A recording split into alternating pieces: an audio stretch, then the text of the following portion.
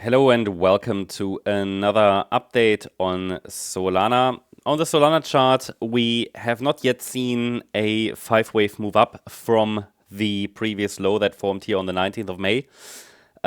Instead, we had that pullback I talked about yesterday. In yesterday's video, I think I talked about 4th wave support here between $173.24 and $178.64.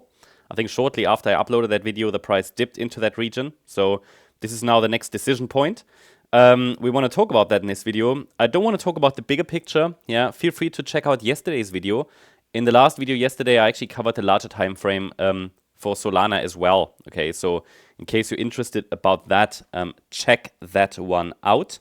But the overall idea at the moment is here on the shorter time frame that we need a 5-wave move up to be clearly able to let's say, get a proper Elliott wave setup on the long side. Okay, so it is quite interesting. I mean, I need to, again, when we have these setups, specifically 1-2 setups, and, you know, the price dips into them and rallies from them, then I still don't get why sometimes people say that we were looking for a pullback and it never happened. Like, there was a 1-2 setup here just a few days ago, right? I mean, I did read that on Twitter yesterday. Someone like, oh, but you said there's a correction, but it never happened. Well, first of all, there was a correction that lasted a week.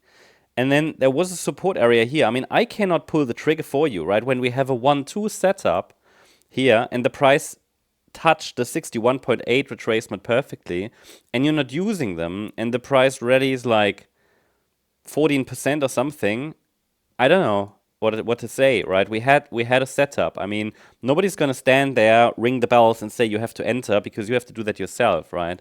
You have to understand though the difference between the quality of the structures. I mean, here now we're dealing with potentially a 4th wave pullback in a diagonal. I mean, that is not a high quality setup. Even this was not a high quality setup, but it was a 1-2 setup with clear parameters, a very clear invalidation point, and a good reward to risk ratio. Here we're dealing maybe with a wave 4 pullback in a diagonal pattern. Now, the idea is to watch for these 1-2 setups, right? But we really only get the next 1-2 setup when we have 5 waves up, okay, in this wave 1. So if we get this wave 2 then, well, that would be the next classic Elliott wave setup. Can you trade the 5th wave up? Of course you can, but please remember that the invalidation point for a wave 4 in a diagonal, that is the swing low from the wave 2. So a break of support is not invalidation. It is this level, $164.60. So this would be the invalidation point. Yeah? And a break below $164.60 means the market has failed to form a 5-wave move up. Now, normally I say that already a break below the 61.8 retracement, in this case at $173.24, is already... It comes close to invalidation. So this is where probabilities shift. So ideally, the bulls would turn up here to give us these 5 waves. But we need the 5 waves to get that setup. I hope that difference, you know, in communication is clear. You know, what the meaning, difference in meaning. With 5 waves up, we have some clarity. The market actually wants to push higher, let's say, short to medium term at least, yeah.